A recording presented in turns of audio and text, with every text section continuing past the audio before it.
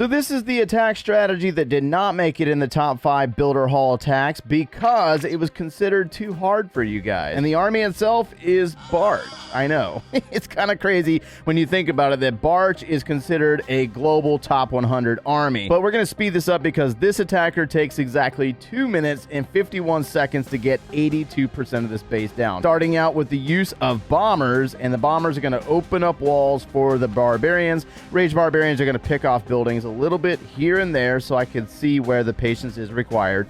Drawing the guard post troops out. He's got some sneaky archers down on the map, taking out a few more buildings, doing some damage. We're going to have to go a little bit faster than this.